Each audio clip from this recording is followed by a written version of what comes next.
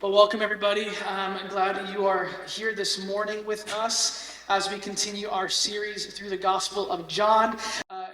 If you've been here for a while, you'll know we're spending time as a church walking verse by verse through the Gospel of John. And we've entitled this series of messages on the Gospel of John called Seeing Jesus, with the purpose of us coming to recognition of who he is. And this is why John writes it. It's that we would know who Jesus is as the Son of God and why we should believe in him.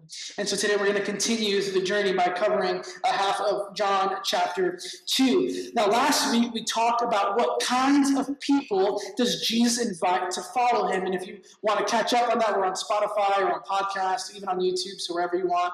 You can look at our website. You can find it that way as well. But this week, we're going to talk about where we can find joy that never runs out. Where we can find joy that never runs out. Listen, anybody got one of these in their pocket? Yes, okay. You know what's the most baffling, dumb thing that we do as people? We upgrade this. Like truly, I'm going to be very transparent here because I feel bad, and it was probably a bad financial choice. I convinced Rachel to upgrade our phones. Our phones were completely fine. Like the only difference is that there's like 0.1 inch bigger than it was before. And that's literally it. Now, why do we as people? Why do Americans? Why do any of us? And this is no shade. If you're the yearly iPhone upgrader, this is not shame. This is freedom, okay? But why do we choose to spend our money in this way? What is like the yearly Apple event is the same every year. It's the same, literally, it's like regurgitated thing. Every same old white guy convincing you that you should upgrade your phone. And then it's these commercials, these ads that they do. All they do is they try to convince us that their product is the thing that's missing from your life. It's these products that convince you that they will be able to bring a joy to your life that you've been longing for, that you are dying to experience. And it's not just the iPhone; it's all the things in our world. Like if you see an ad for a car, like a minivan, what's in the minivan? It's happy children. You know what I never see in a minivan?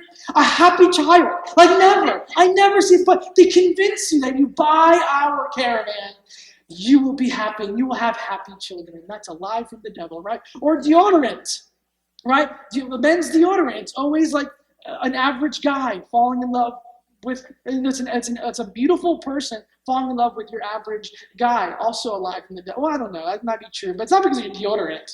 I hope men in the room are wearing deodorant, right? Or when you see cologne or perfume, it's always with these beautiful actresses and models convincing you that you'll be as attractive as Brad Pitt or as attractive as whatever female you might think of, simply by spraying it on. You know who's I put cologne on. My wife never mistakes me for a movie star. You know what I'm saying? That doesn't happen.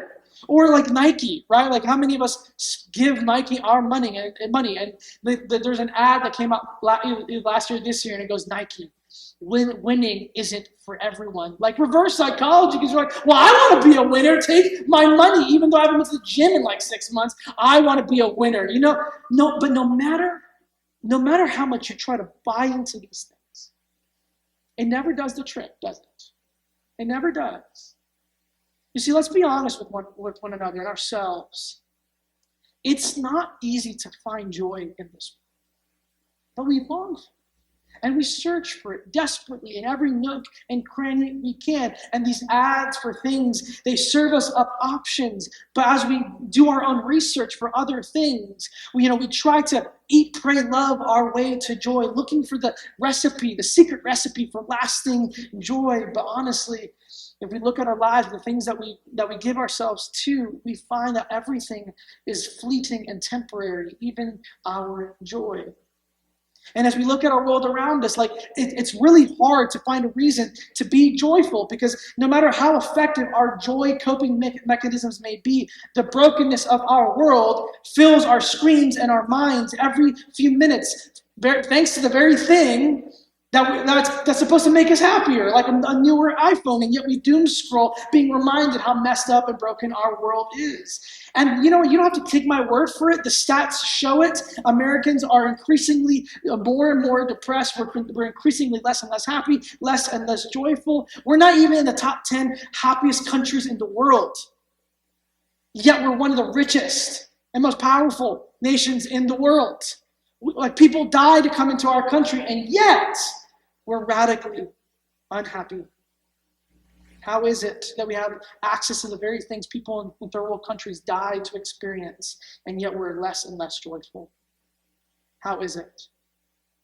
And maybe it's because of all the political polarization and how people hate one another and refuse to trust one another based on their political views. Or maybe it's because of social isolation. Maybe it's because, listen, if you're single and you're here, you're either living at home or you're depending on roommates, wondering if you will ever have enough money to buy your own home. Probably not.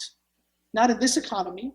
So there's not a lot of hope and joy for looking forward to you in your future. And you know, maybe none of those things matter for you, but you can sense in your own life the strain that life has on your joy. Every time you engage with a fight with your spouse, or maybe you have a strained relationship with your children, or maybe you lack direction for your future career, or maybe you've lost a job, maybe you've experienced a bad health diagnosis. Everything in this life threatens your joy, and it flees eventually. But we all want it. We all want joy that lasts. So this leads us with one burning question: where can we find it? Can it be found? Does it exist? So as we look at John chapter 2 this morning, I just want that question to be in the back of our minds. Where can lasting joy be found? If this is you this morning, I just invite you to listen intently to today's continued journey to the life of Jesus. So let's open up our word again. John chapter 2.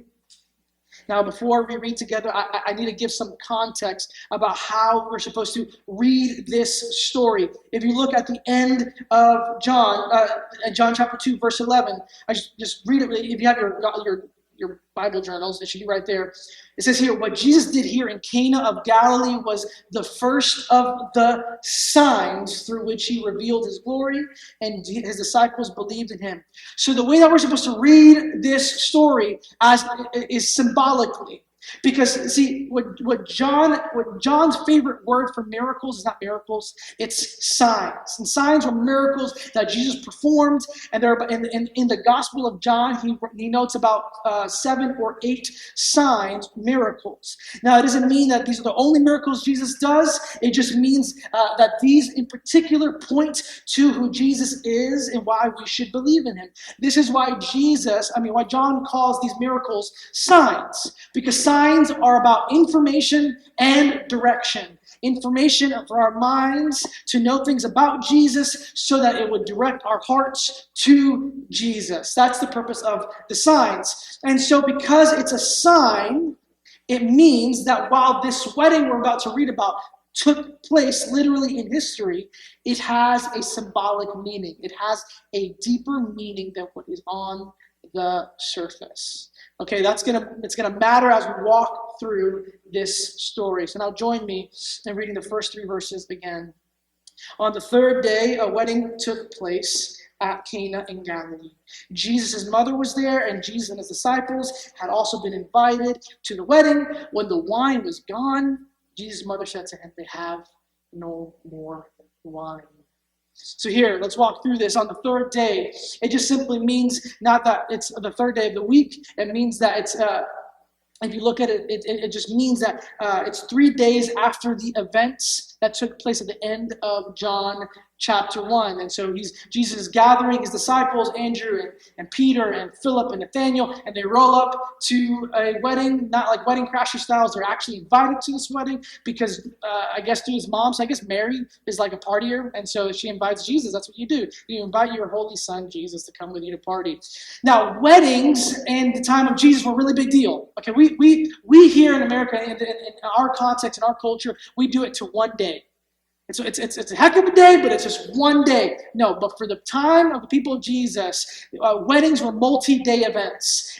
On average, Just hear about this. If you think you spend a lot of money on weddings in America, the average wedding took 7 days in the time of Jesus. 7 days of partying and games and festivals and dancing. And honestly, I don't know at which point they get married and they do the thing that that couples do. I don't know, but it's just 7 days of celebration. It's a multi-day event, and so there's all this food and drink and partying and dancing. And they're not Baptists, clearly. This is they're just have a good time. Sorry, we're Baptists. We love you here. Verse 3 though says that Jesus' mother comes to Jesus and tells him the wine has run out. Why? Because the wine has run out. But now this also is a big deal, because you're like, is Mary just really into wine? No. I mean, maybe, I don't know, but that's not why she does it. See, the provision of the wine was the responsibility of the bridegroom. The bridegroom was responsible for providing for all of his wedding guests. It was his way of expressing love and devotion to his bride. It was the way of saying, listen, I can provide for my future bride, my future wife, because I can provide for you guys. And so it was this whole social thing. It was proving to your community that you were worthy of marrying this woman.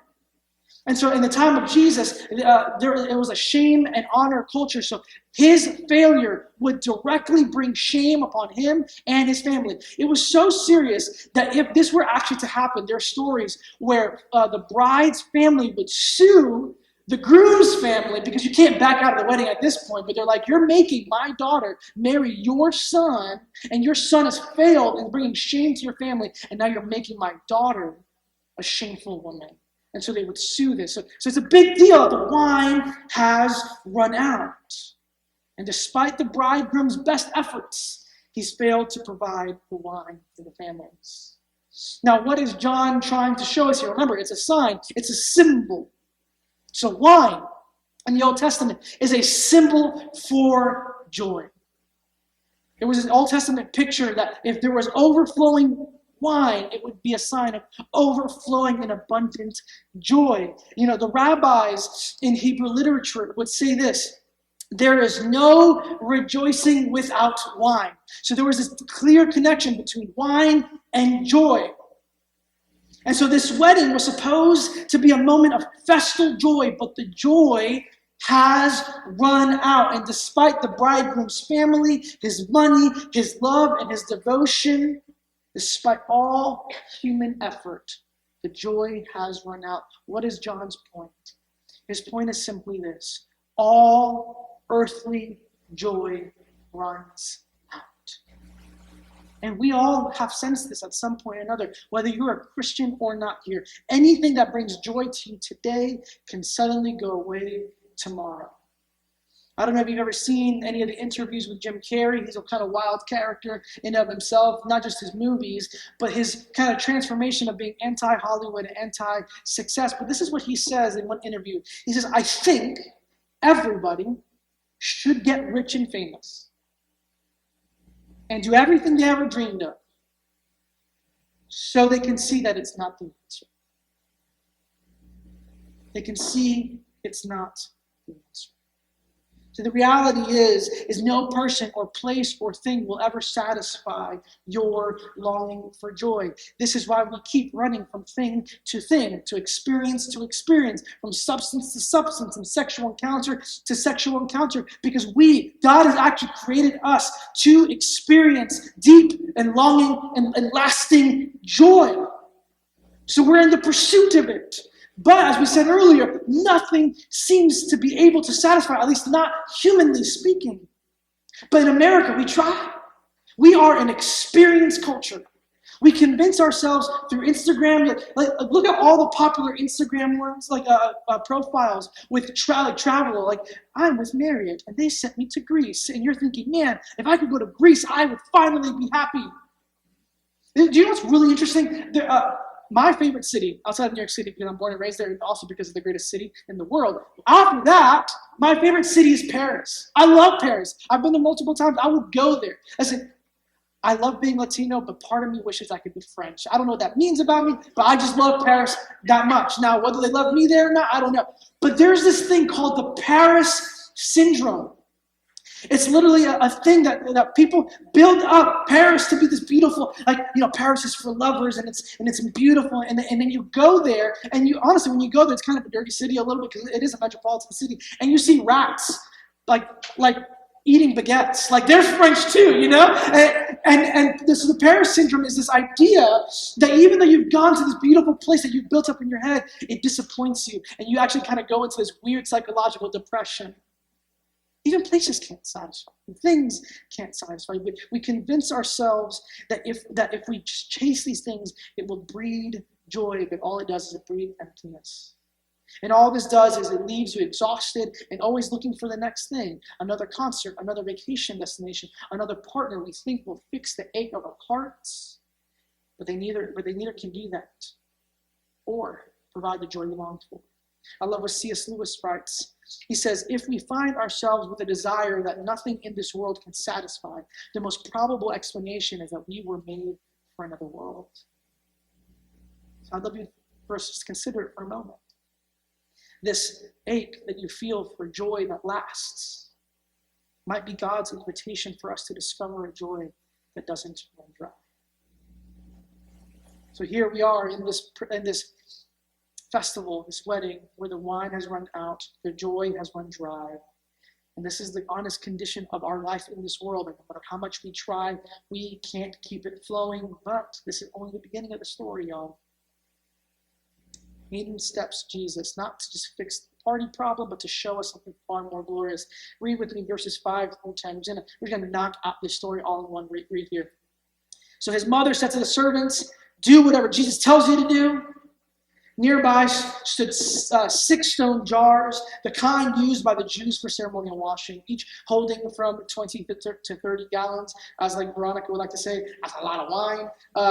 Jesus, if you didn't hear it, I'm not making fun of her. She literally said that. Anyway, verse 7, Jesus said to the servants, fill the jars with water, so they filled them to the brim. Then Jesus told them, now draw some out and take it to the master of the banquet. And they did so. Verse 9, and the master of the banquet tasted the water that had been turned into wine. He did not realize where it had come from, though the servants who had drawn the water, they knew. Then he called the bridegroom aside and said, everyone brings out the choice wine first, and then the cheaper wine after the guests have had too much to drink, but you have saved the best till now. So Jesus steps into the situation. There's a lack of wine. Jesus' mother comes in and asks him to do something. We don't know what she expects him to do, but she expects him to be able to help the problem. So Jesus comes in. He tells the servants, take these jars, these big jars filled with water, and he makes water into wine. Now, here's 2 things that we need to understand about this story, or 2 details that must be drawn to our attention about the wine. It's the quantity of the wine and the quality of the wine. So verses 5 through 9 covers the quantity of the wine. So these 6 jars, right, they're used, so there's 6 stone jars that the Jews use for ceremonial washing. And during this time, there was a Jewish tradition where the Jews would only eat after a ceremonial washing. Look what Mark chapter 7 says. The Pharisees and all the Jews do not eat unless they give their hands a ceremonial washing, holding to the tradition of the elders. When they come from the marketplace, they do not eat unless they wash. And they observe many other traditions, such as the washing of cups, pitchers, and kettles. So this was a Jewish tradition that would signal purification.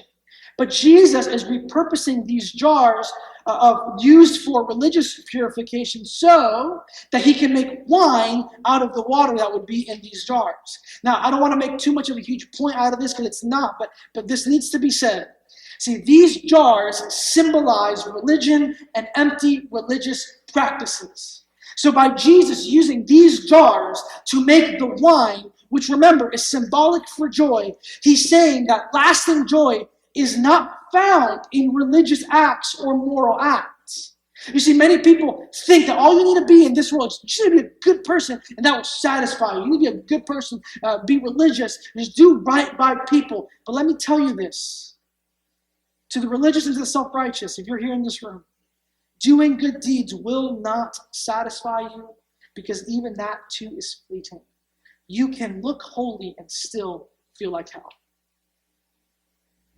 I digress, though. Back to the 6 stone jars. Each jar holds 20 to 30 gallons. I'm going to do some math with us. If you math this right, it means there's 120 to 180 gallons. And if you math a little bit more with some wine knowledge, that would amount to 700 to 800-ish bottles of wine. That's a lot of wine. That's a party. No one goes through 700 bottles of wine at a wedding, especially since at this point of the party, the wedding is already halfway done. Maybe you get 700 for the beginning, and you're like, whatever's left over, they can take home with them. No, this is towards the end of the wedding. So what is John saying? By Jesus making an overabundance of the wine shows that the kind of joy that Jesus makes is endless. Endless. But what kind of endless wine does Jesus make? So we go down to the quality of the wine. So at the end of the story, the servants bring a sampling of the wine to the master of the banquet. The master of the banquet is like a happy mix between today's MCs and a day of coordinator. They're the hype man directing the people in and giving instructions to the people at the wedding. So the master of the banquet, he drinks it.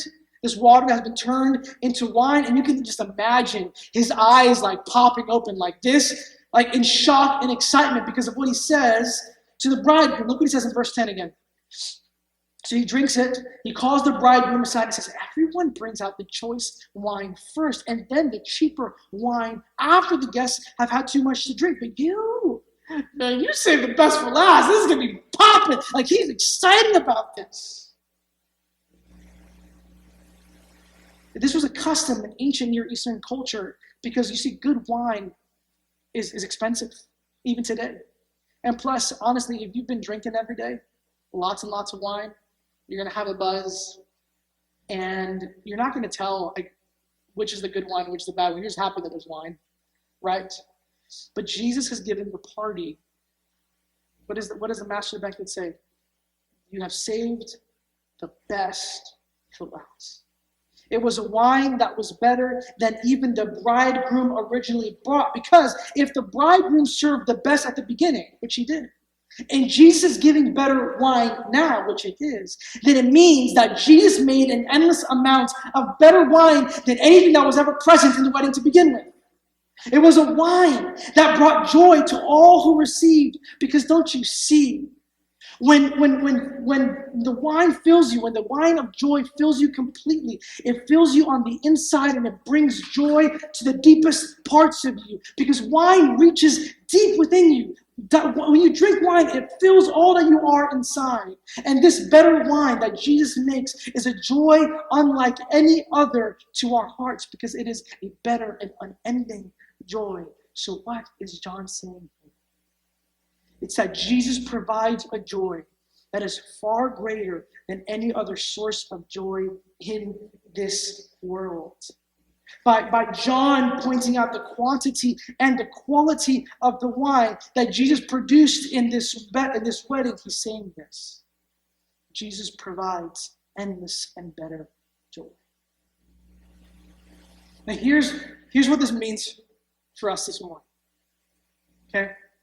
It means if Jesus truly is the one who provides endless and better joy, it means that we need to free people from being our source of lasting joy. Because you're wanting them to give you something that only Jesus can. You see, we crush our relationships and the people we love under the weight of impossible expectation. Parents, sometimes you expect your kids to bring you lasting joy. People who are married here, you expect your spouses to bring you endless joy. People, we expect our friends to give us lasting joy, co-workers and jobs to bring us everything. But no person can give you the lasting joy we long for, because they're human. And let me just talk to married couples for just a moment. Because I see this all the time when I have these counseling conversations with them. We expect, we marry them, we love them, but there's a thought in the back of our mind that this person completes me. They make up for everything I lack. Dumb. No, they don't. Because they're just as needy as you are. And yet we expect them to complete us and bring us lasting joy. And you know what that does? It reduces your spouse to be an object of pleasure for you. You rob them of their humanity when you expect them to be your lasting joy. But once we move away from trying to put people under this impossible expectation of being our source of lasting joy, then we're actually able to enjoy our relationships more deeply because we're able to receive them for what they are, both platonic and romantic. They're just God's gift to us to enjoy. Another thing is this means for us this week. Sometimes Jesus asks us to do things that we're like, I don't know that works for me. I don't know if I like that. I'm not sure it's going to bring me much joy. But like the servants being told by Mary, we are to do whatever Jesus tells us, because if Jesus truly brings endless and better joy, then everything he directs us to do, every place he sends us to, every act, every word, every thought that he calls us to think and feel and do, all of it is done so it would produce and direct God's people to experience his endless love and joy. Now, sometimes we don't understand why he calls for us to do certain things and not to do other things. There are parts of Jesus' teaching that tell us to deny the very things that we believe or have been taught by the world would give us joy. But if Jesus truly brings endless and better joy, then we are to do whatever he tells us to so that we can experience more of his joy. Now, you might be asking, okay, fine. Jesus, sure, maybe he can give joy. But how do I know that's real? How can I be sure that even the joy of Jesus won't run out too? That his joy will last? Because honestly, everything else promises that to us. So how can we know that his joy lasts? So that last question leads us to one of the most intriguing and loaded moments in this passage. It's a short phrase that we skipped over. You might have not noticed. But it's verse 4. Look what it says. Jesus, in response to Mary's comments about lack of wine, he says, "Woman, why do you involve me?" Let's just stop here. I don't know any person alive who's tried this with their mom. I grew up in a spanking home. My parents aren't here today, but they would tell you we didn't use the chocolate, we used the belt, okay? So I would never say to my mom, "Woman," maybe under my breath, maybe here, in the safety of witnesses, but never at home. But Jesus doesn't say woman because he's being disrespectful. Now, he isn't also being endearing, but he also isn't being rude, because to be dishonoring of his mother would be sinful, and Jesus is not a sinner. He does not sin. But Jesus, this word for woman is it's a simple term. It just means man. So in this moment, Jesus is talking to Mary, not as Mary's son, but he's talking to Mary as Jesus, the Son of God. And as the Son of God, look what he says. "Why do you involve me?" Jesus replied, "My hour has not yet come." What is Jesus talking about? Jesus is talking about his own death on the cross. Jesus knew why he was sent by the Father to earth. It was in part to die for sinners to be redeemed. And so his hour of completion means cross, crucifixion, and death. But the question is, why does Jesus say that? That seems like a really weird thing. Hey, Jesus, the wine's run out. Woman, I'm not ready to die yet. I just asked for wine. It's not that serious. Jesus says this to Mary in the midst of this crisis at this wedding in Cana. But Jesus is thinking about another wedding. He's not thinking about the wedding in Cana. He's thinking about his own wedding. Here's what Revelation chapter 19 says. If you get to the end of your Bible, at the end of the year, you're done with your Bible in the year plan, there's this wedding that unfolds. It's the wedding of Jesus. And this is what it says in Revelation chapter 19. "Let us rejoice." Look at that word, rejoice, joy. "And be glad and give him," meaning Jesus, "glory. For the wedding of the Lamb has come, and his bride has made herself ready." So who is the groom? The Lamb. But who's the Lamb? Jesus. Some of y'all went there already, but yeah, you got it. Jesus is the groom. He's the bridegroom. Who is the bride? That's the church. You and me. For all of those who place their faith in Jesus for salvation. So sorry, fellas, this might make you uncomfortable, but we are the bride of Christ. We will look beautiful in white.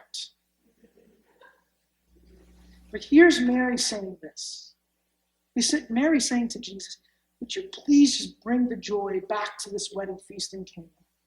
And Jesus all the while is thinking about his own wedding, thinking, oh, mother, if I'm going to bring joy to my wedding feast, if I'm going to fall into the arms of my beloved bride, I'm going to have to go through my hour. I'm going to have to go and face the cross and face death head on. Oh, don't you see it?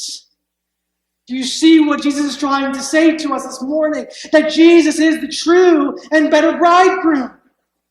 See, unlike the bridegroom in this story who fails to provide sufficient wine and joy, Jesus is the bridegroom that makes endless and better joy. Do you know how wine is made? You take grapes and you stomp on them.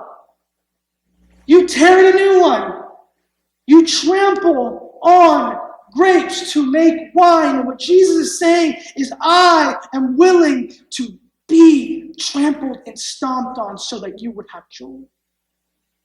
This is how Jesus provides us the wine of joy. And then Jesus proves his devotion and love to his people by showing them that he will go to any lengths to care for his bride by dying for them.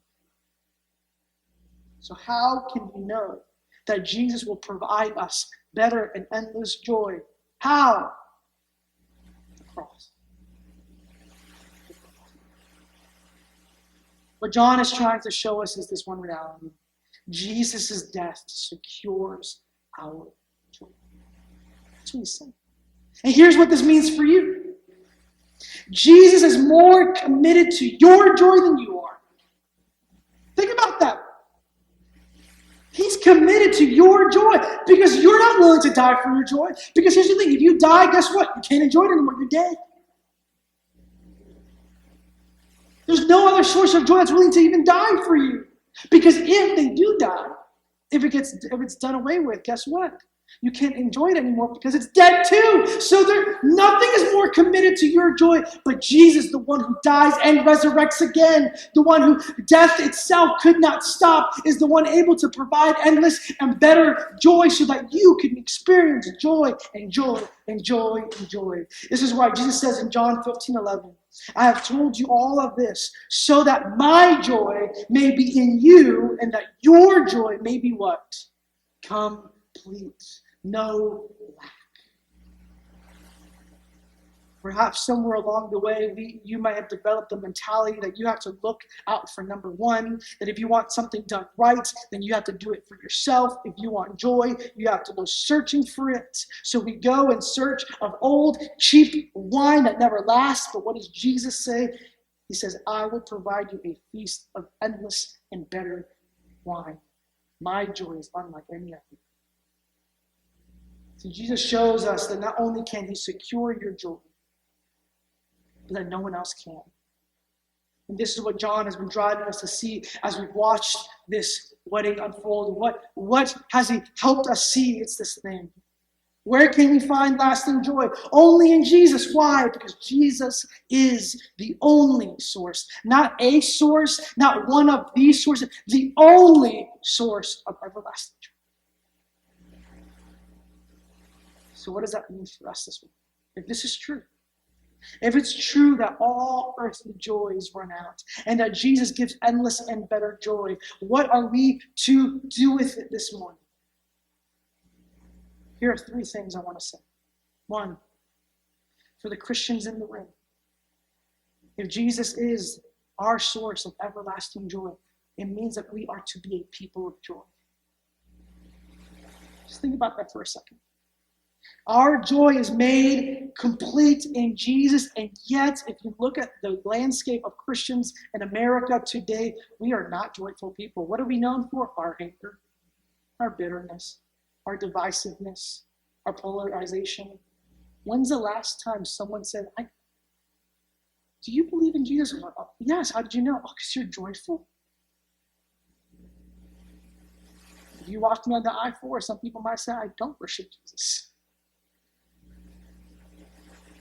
But Jesus is our joy, and we are joined to him, and he is our bride, and he's our bridegroom. We are his bride. We are to be people of joy. And here's what I want to say is to you this morning. If you struggle with joy today, Jesus can supernaturally bring your life joy where there is none. Just as when the wine ran out and Jesus supernaturally produced more wine, he can produce supernatural joy in your life. If you are here this morning, you are seeking, you are wrestling, considering what it may mean to follow Jesus, and you are here and maybe you're new to the faith, here's what I want you to know. Jesus invites you to not settle for cheap wine, for cheap joy. He wants you to know that whatever joy you've lost, whatever joy you're chasing, Jesus offers you something better, a joy that flows from his presence and one that never runs dry. Listen, it's not that you can't find joy elsewhere. Jesus actually gives good things and allows us to enjoy games and festivities and people and experiences and food and even literal wine. He allowed, if you ever doubt, was this literal wine? Was it alcohol? Yes, Jesus made alcoholic wine and they had fun with it. These are good things that he gives us. But what Jesus wants you to know that on this side of heaven and even on the next, those things will never provide joy. But Jesus, he offers infinite joy. And he wants you to taste and see how good he is. And then finally, I want to hear me out. Because every time we talk about joy, inevitably all of us think about the one thing, the thing that brings us suffering, the thing that is our thorn in our flesh. We think about our grief and go, what about this? Jesus says, I'm supposed to experience joy, but I have so much sorrow. I have so much grief. Here's just two things I want you to know this morning. That because Jesus is the source of everlasting joy, it means that we actually can have joy in the midst of sorrow. You see, earthly joy, it runs out because it's dependent and contingent on circumstances and human hands, but the joy that Jesus offers is tethered to him. Jesus says in John 16:20, he says, now is your time of grief, but I will see you again, and you will rejoice, and no one will take away your joy. Jesus offers an unshakable joy to us. That even in tears you can have joy. That even in suffering you can have joy. That even in death you can have joy. Because your joy is tied to a resurrected Savior. That not even death can rob you of joy. Last week, many of you know my parents, they helped serve here. And my father had a heart attack a week and a half ago. And then earlier this week, he had quadruple bypass surgery. If you just knew the month I had, beyond just that, you would think, why doesn't Caesar just show up every Sunday just wrecked? Oh, no, I am. Don't make any mistake that because I'm preaching before you that I'm not facing my own grief and suffering. This gives me hope.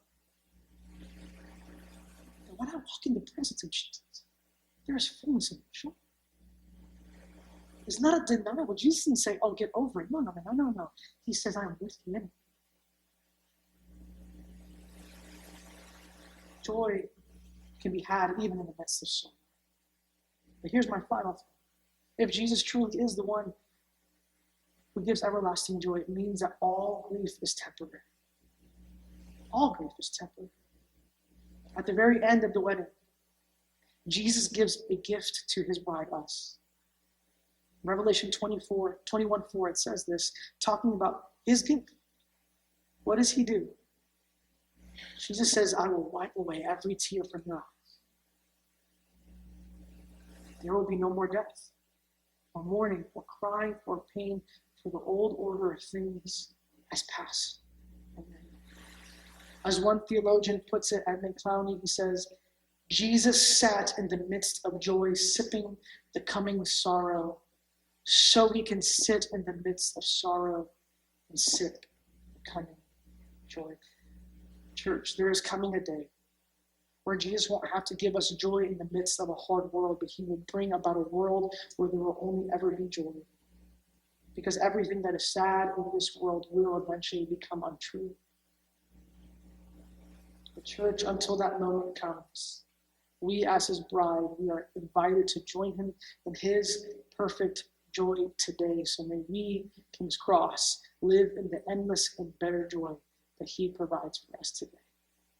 Let's pray.